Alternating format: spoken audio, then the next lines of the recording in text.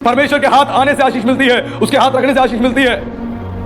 और वही चीज यहां बताई गई है कि जो इसको पढ़ता है वो ये सारी शिक्षाओं को प्राप्त करता है। उसके बाद एक वचन और खोले मेरे लिए, अध्याय 2 उसके पद 1 में पढ़े, क्या लिखा है? हे मेरे पुत्र, यदि तू मेरे वचन ग्रहण करे और मेरी आज्ञाओं को अपने हृदय में रख छोड़े और बुद्धि की बात पर ध्यान से सुने और समझ की बात पर मन लगाकर सोचे और प्रवीणता और समझ के लिए अति यत्न से पुकारे और उसको चांदी के समान ढूंढे और गुप्त धन के समान उसकी खोज में लगा रहे, तो तू यहोवा के भय को समझेगा और परमेश्वर का ज्ञान तुझे प्राप्त होगा। हालेलुया। अब यहाँ पर बड़ी इंटरेस्टिंग बात सुलेमान बता रहा है। यहाँ पे लिखा है वचन में, हे मेरे पुत्र, यदि तू मेरे वचन ग्रहण करे। जो यदि शब्द यहाँ पे इस्तेमाल हुआ है, यदि शब्द इस्तेमाल हुआ है, इसका अर्थ बताया गया है जो यहूदी रब्बी अपनी कमेंट्रीज में बताते हैं। यदि शब्द कहा गया है, यदि जो परमेश्वर के वचन का पालन करेगा। एक पिता और एक पुत्र की केवल बात नहीं हो रही है, एक पिता और एक पुत्र की बात नहीं हो रही है, यह परमेश्वर की और मसीहों की बात हो रही है। परमेश्वर की मसीहों की बात हो रही है। यदि तू, लिखा यदि तू वचन ग्रहण करे, यानी जो परमेश्वर का वचन तुझे प्राप्त हो रहा है, जो दिया जा रहा है, उसको तू ग्रहण करे, तो तू परमेश्वर का पुत्र कहलाएगा, वरना नहीं। जो वचन तू सुन रहा है, यदि तू उसको ग्रहण करेगा, अपने हृदय में ग्रहण करेगा, तो तू परमेश्वर का पुत्र कहलाएगा। उसके बाद आगे बोला गया है, और मेरी आज्ञाओं को अपने हृदय में रख छोड़े। क्यों बोला गया कि मेरी आज्ञाओं को अपने हृदय में रख छोड़े, यानी परमेश्वर की आज्ञाओं को अपने हृदय में रख छोड़े। क्यों बोला गया है? इसीलिए बोला गया है क्योंकि आपके जीवन में प्रतिदिन एक ही प्रकार का पाप नहीं आता, एक ही प्रकार की परीक्षा नहीं आती। किसी दिन आपके जीवन में आपके सामने ऐसा टाइम आ जाएगा, उस समय व्यभिचार की परीक्षा आपके सामने आ जाएगी, अचानक से किसी दिन चोरी की परीक्षा आ जाएगी, किसी दिन लालच की परीक्षा आ जाएगी, किसी दिन लड़ाई झगड़े की परीक्षा आ जाएगी। लेकिन जब परमेश्वर के वचन की शिक्षा अपने हृदय में तू रख छोड़ेगा, तो जैसे जो भी सर्कमस्टांसेस आएंगे, तुझे समझ आ जाएगा कि मुझे आज किस वचन का पालन करना है। Hallelujah, hallelujah.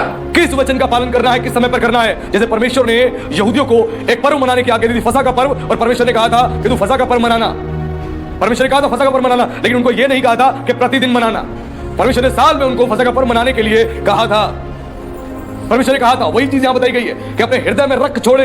यदि परमेश्वर की टीचिंग्स को, उसकी शिक्षा को अपने हृदय में रख छोड़े, जो भी सर्कमस्टांसेस तेरे जीवन में आएंगे, जैसे भी आएंगे, जब तेरे हृदय में वचन होगा। पौल क्यों कहता है अपने हृदय में वचन को अधिकाई से बसने दो। वो इसीलिए कह रहा है, और यही बात यहां बताई जा रही है। जब अपने हृदय में तू रख छोड़ेगा, यानी परमेश्वर के वचन को अधिकाई से बसने देगा, तो जो भी तेरे जीवन में परीक्षाएं आएंगी, उस समय तेरे को वचन हेल्प करेगा, वचन तेरे को सपोर्ट करेगा, वचन तुझे गाइड करेगा। चाहे तेरा बिजनेस हो, चाहे तेरी नौकरी हो, चाहे तेरी फैमिली हो, चाहे तेरे जीवन में कोई भी प्रॉब्लम क्यों ना हो, चाहे तेरी स्पिरिचुअल लाइफ हो, परमेश्वर का वचन तुझे गाइड करेगा। उस समय वो टीच करेगा।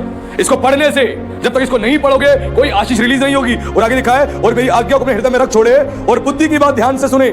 लिखा है बुद्धि की बात ध्यान से सुने और समझ की बात मन लगाकर सोचे। और लिखा है बुद्धि की बात ध्यान से सुने, यानी परमेश्वर का वचन जो तुम्हें कहा जा रहा है, तुम्हें सुनाया जा रहा है, उसको ध्यान से सुने। ईश्वर ने क्या बोला? जिसके ध्यान रखो तुम किस प्रकार सुनते हो, क्योंकि जिसके पास है उसको और अधिक दिया जाएगा। किस प्रकार आप सुनते हो? जो परमेश्वर के वचन को चर्च में ध्यान पूर्वक सुनता है, उसको और अधिक परमेश्वर का ज्ञान मिलेगा। और जो नहीं सुनता है, उसको कभी नहीं मिलने वाला, कभी नहीं मिलने वाला। आज बहुत से मसीह जो है प्रार्थना करते, बाइबल पढ़ते कि परमेश्वर में प्रकाशन दे, प्रकाशन दे। एक यहूदी ज्ञानी पुरुष ने बताया, यदि कोई व्यक्ति परमेश्वर के वचन के लिए कठिन परिश्रम कर रहा है, तो परमेश्वर ने पहले से उसके लिए एक भाग तैयार कर रखा है कि परमेश्वर उसको यह प्रकाशन देगा।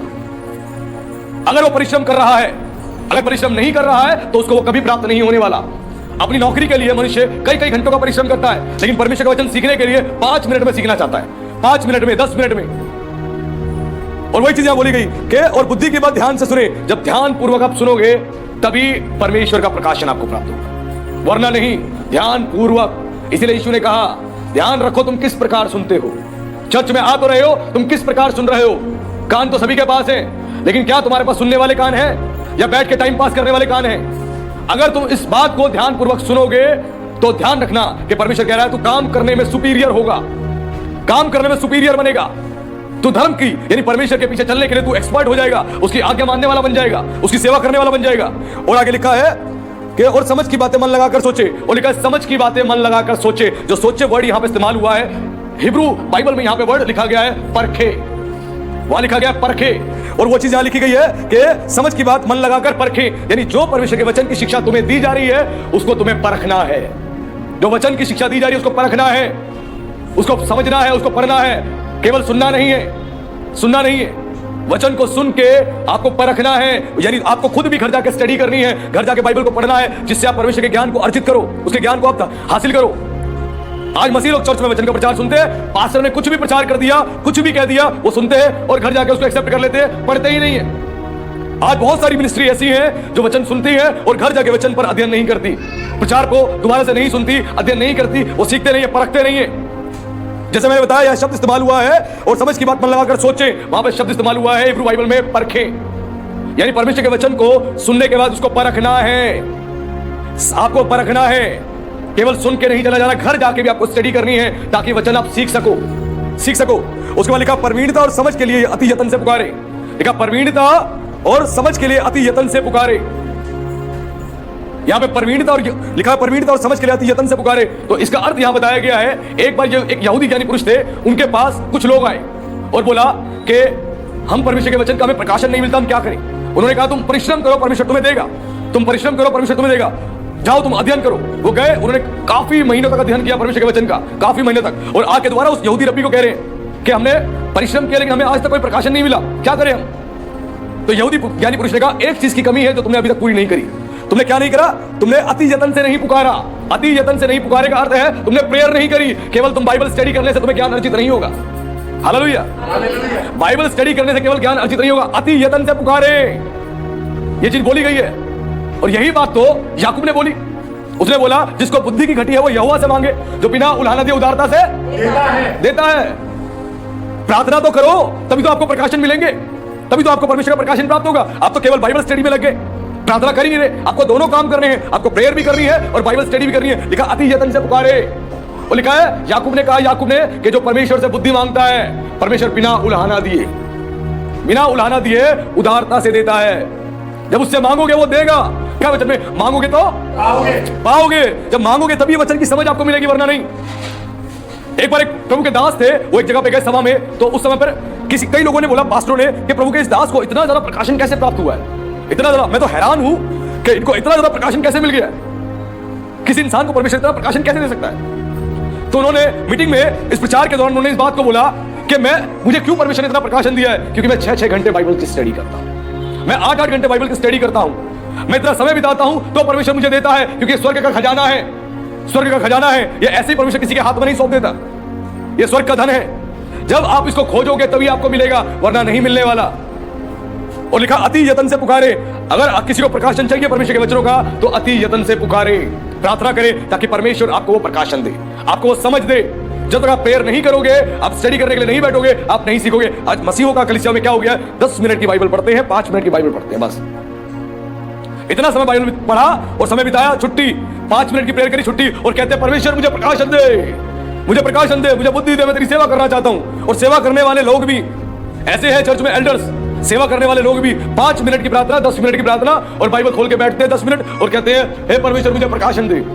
और 8-8 साल 10-10 साल हो जाते हैं और वचन को और वचन की गहराई को और उसकी मिस्ट्री को वो आज तक समझ नहीं पाए। जैसे 10 साल पहले वचन को बताते थे, आज भी वैसे ही वचन को प्रचार कर रहे हैं। क्यों? क्योंकि परमेश्वर को उन्होंने अति यत्न से नहीं पुकारा। उसके बाद आगे लिखा है और उसको चांदी के समान ढूंढे।